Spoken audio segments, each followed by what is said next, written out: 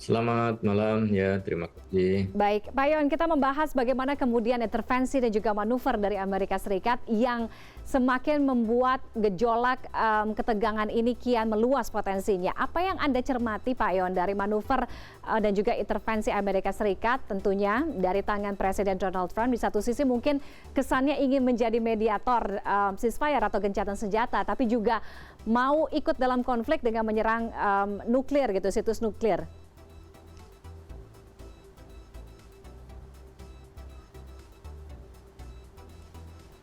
Iya, saya kira kan ini jelas ya bahwa sikap Amerika Serikat dalam kaitan konflik yang ada di kawasan Timur Tengah dan hubungannya dengan Israel itu kan selalu menunjukkan dukungan ya keberpihakan kepada Israel ya. Walaupun sebagai mediator, tetapi kan nampaknya itu tidak bisa dilakukan ya secara netral ya, tidak berpihak. Dalam kasus serangan terlibatnya Amerika dalam menyerang Iran juga saya kira bukan membuat situasi itu menjadi semakin stabil, tetapi kan justru memicu ketegangan-ketegangan baru karena kita ketahui bahwa Iran sendiri kan juga tidak mau menyerah, kemudian diancam untuk segera melakukan perdamaian, tapi kan harus melakukan perlawanan. Dan Iran sebagai negara yang berdaulat saya kira wajar ya bahwa kedaulatan kehormatannya juga harus dijaga dan tidak boleh negara luar kemudian dengan seenaknya melakukan intervensi operasi militer di wilayahnya atas dalih apapun ya, termasuk dalam upaya untuk mencegah pengayaan nuklir. Senjata nuklir sendiri kan juga belum dibuktikan, bahwa beberapa ahli juga menyatakan Iran tidak sampai kepada proses pengayaan nuklir. Oke, Pak Yon, Netanyahu dikabarkan setuju dengan gencatan senjata yang digagas oleh Amerika melalui Presiden Trump. Meskipun sebelumnya kita tahu Menteri Luar Negeri Iran membantah terkait dengan gencatan senjata Iran Israel ini. Nah, yang jadi pertanyaan, apakah gencatan senjata itu Anda melihat akankah ini ke depannya real, bisa menjadi nyata gitu? Ya, memang pada posisi ketika konflik sudah sangat memuncak, kemudian berbagai pihak mengkhawatirkan adanya terjadi perluasan medan peperangan bahkan akan lebih besar. Tiba-tiba kemudian Donald Trump mengumumkan adanya gencatan senjata, jadi seperti anti klimaks ya, yang tidak diprediksi sebelumnya ya, bagaimana Amerika yang begitu awalnya sangat garang yang menyampaikan kepada Iran bahwa Iran jangan melakukan balasan, kalau melakukan balasan akan mendapatkan serangan yang lebih besar. Tetapi setelah Iran melakukan serangan ke wilayah Qatar ya, di tempat pangkalan militer Amerika yang di Al Udeid itu, tetapi tidak lama setelah itu justru respon Amerika di luar dugaan ya, yang dikhawatirkan akan melakukan serangan lebih besar ke Iran, malah kemudian Donald Trump mengumumkan adanya gencatan senjata ini. Dan memang kedua belah pihak pada akhirnya dipaksa ya untuk melakukan gencatan senjata, walaupun juga tidak menguntungkan ya. Kalau Israel sendiri kan misinya sebenarnya belum selesai, tapi mau tidak mau karena kondisinya tidak berpihak kepada Israel dan kerusakan juga banyak terjadi, maka ini menjadi pilihan yang ya harus dilakukan begitu. Oke, Pak Yon, apakah yang membuat Donald Trump menggagas gencatan senjata, kemudian juga membuat Trump mundur dari konfrontasi militer terhadap Iran? Karena kita tahu bahwa Iran juga punya komunikasi dengan Putin, dengan Rusia, dan bahkan Putin mengatakan siap membantu, sehingga ini bisa menjadi sinyal yang kuat gitu. Anda juga melihat ini kah, Pak Yon?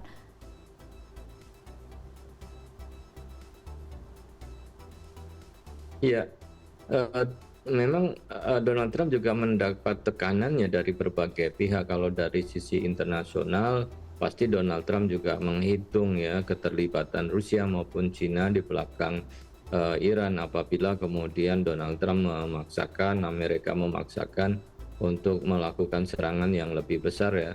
terhadap wilayah Iran.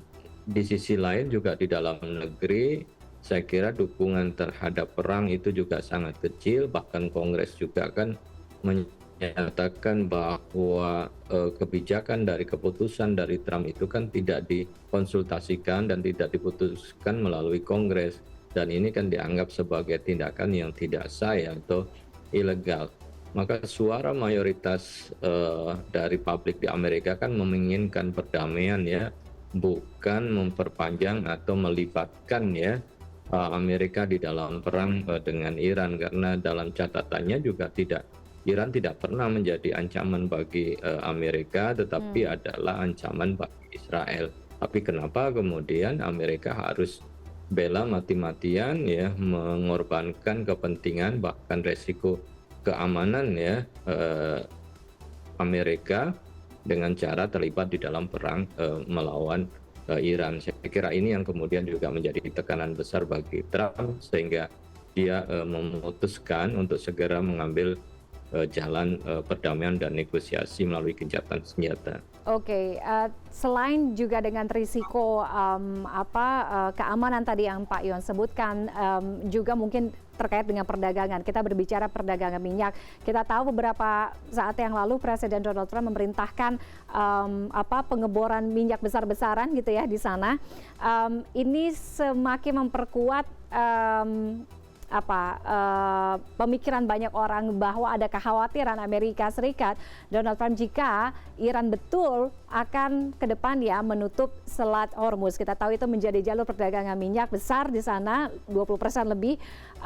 Anda melihat ini juga kah? Kemudian apakah Iran akan berani mengambil keputusan untuk menutup Selat Hormuz? Ya, penutupan terhadap Selat Hormuz saya kira perlu pertimbangan yang matang, karena kan semua pihak akan terdampak ya.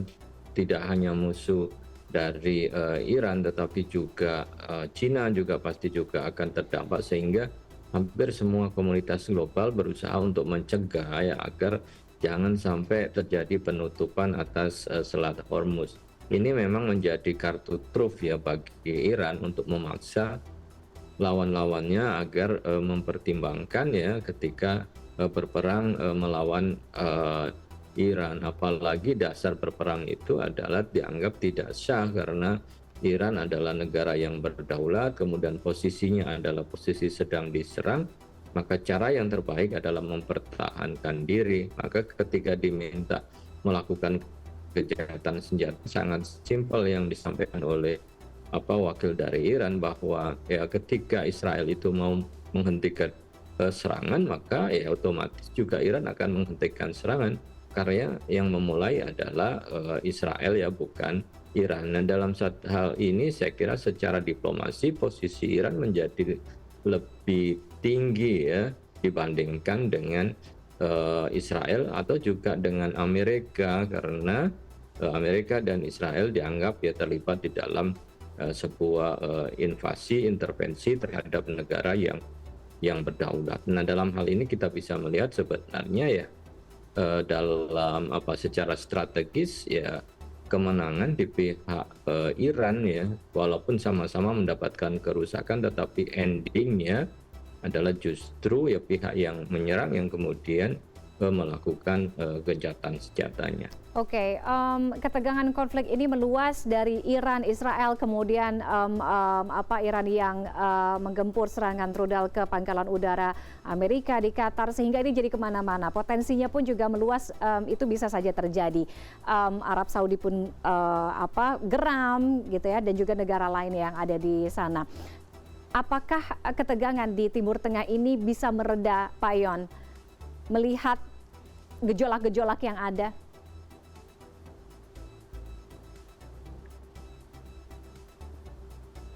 Ya, nampaknya bahwa ketegangan ini akan mengalami deeskalasi, karena kan pemicu utama yang menjadi penentu utama di dalam konflik yang meluas atau tidaknya kan adalah faktor Amerika.